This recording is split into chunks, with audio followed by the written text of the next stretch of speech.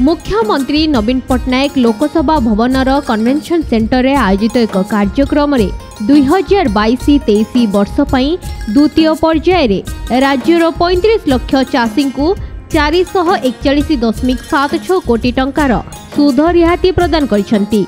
राज्यर समस्त समवाय बैंक और 2409 प्राथमिक कृषि समवाय समिति को एही रिहाती परिमाण प्रदान करा जायछि। प्रथम पर्याय रे 415.17 कोटी टंकार सुध रिहाती दिया जायछि। सेहीपरि 2022-23 वर्ष रे चाषी माने समुदाय 856.99 कोटी टंका सुध रिहाती पाइछंती। सूचना योग्य जे 1 लाख टंका पर्यंत फसल ऋण पाई चाषी मानंकु कौनसी सुध देबाकु पड़ुनाही। 35 लाख चाषी मध्यरु 30 लाख हेउछंती क्षुद्र और नाममात्र चाषी।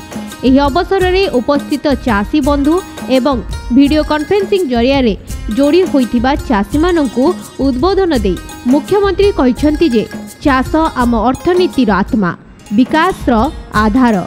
आमर नुआ ओडिशा, सशक्त ओडिशार सारथी हेउछंती आमर चाषी माने, माँ माने और युवक युवती माने। तेणु आपण मानक सशक्तिकरण उपरे मु सबुबले जोर दे आसीछि बोली से कहिथिले। मुख्यमंत्री पुणी कहिसंती चाषी को सशक्त करिवा पई स्वतंत्र बजेट करा जायछि। बिना सुधरे 1 लाख टंका पर्यंत कृषि ऋण दिया जाउछि। चाषी परिवार रो कल्याण पई कालिया शिक्षावृत्ति दिया जाउछि। गंजामर चाषी परिवार रो जड़े पिला किरण साहू कालिया शिक्षावृत्ति पाई ब्रह्मपुर मेडिकल कॉलेज रे पढ़िबा कथा प्रकाश करी मुख्यमंत्री एथिपाई खुशी व्यक्त करिसंती। चाषी को बिना सुधरे ऋण देबार ओडिशा प्रथम राज्य और कालिया परी कल्याण योजना करिबारे मध्य ओडिशा प्रथम राज्य बोली मुख्यमंत्री कहिसंती। सुध रिहाती जोगु चाषी भाई मानंकु टंकाटीए भी सुध देबाकु पड़ुनाही बोली प्रकाश करी मुख्यमंत्री एथिपाई खुशी व्यक्त करिसंती। आमर समवाय आंदोलन आज शक्तिशाली होइछि बोली प्रकाश करी मुख्यमंत्री कहिथिले जे फसल ऋणर 60% केवल समवाय क्षेत्र ही जोगाउछि। आमर चाषी भाई आमर गर्व बोली मत दे मुख्यमंत्री कहिले जे सेमानंक परिश्रम और निष्ठा जोगु कृषि क्षेत्र रे ओडिशा देशर एक आगुआ राज्य होई परिछि। चाषी कल्याण पाई मु काम करुछि और करि चालिबी बोली मुख्यमंत्री कहिसंती। कार्यक्रम रे जोगदे समवाय मंत्री श्रीयुक्त अतनु सब्यसाची कहिले जे राज्यर कृषक मानंक पाई मुख्यमंत्री नेतृत्व रे राज्य सरकार प्रतिबद्धतार सह काम करछंती। बारंबार कृषि कर्मण पुरस्कार पाई मनोनीत हेबा हेउछि आम प्रतिबद्धतार प्रमाण। समवाय विभाग, कृषि विभाग और खाद्य जोगाण विभाग मिलित कार्यक्रम जोगु राज्य आज एक अभावी राज्यरू एक बड़का राज्य रे परिणत होइछि बोली से कहिथिले।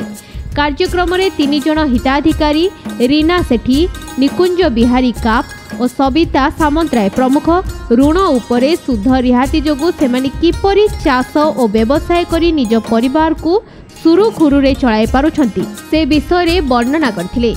सुध रिहाती योजना पाई अनेक परिवार आज स्वावलंबी होई पारिछंती बोली प्रकाश करी सेमाने एथिपाई मुख्यमंत्री प्रति कृतज्ञता प्रकाश करथिले।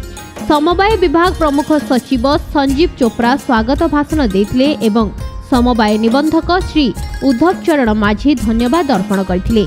मुख्य शासन सचिव श्री प्रदीप कुमार जेना, उन्नयन कमिश्नर श्रीमती अनु गर्ग प्रमुख उपस्थित थिले। आगामी दिन में ओडिशा सरकारंकर विशेष करी क्षुद्र और नाममात्र चाषी को सुधमुक्त बा रिहाती कृषि ऋण प्रदान रे युव ज्योति युवक संघ भुवनेश्वर भूमिका।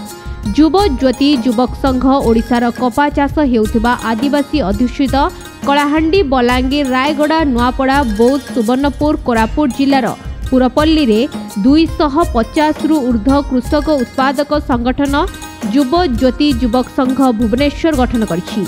से सबु संगठन गुड़ी को समवाय अधिनियम 1962 प्रकारे पंजीकरण करा जायछि। से समस्त संगठनर जुग्म पासबुक ओडिशा समवाय बैंक रे खोला जायछि।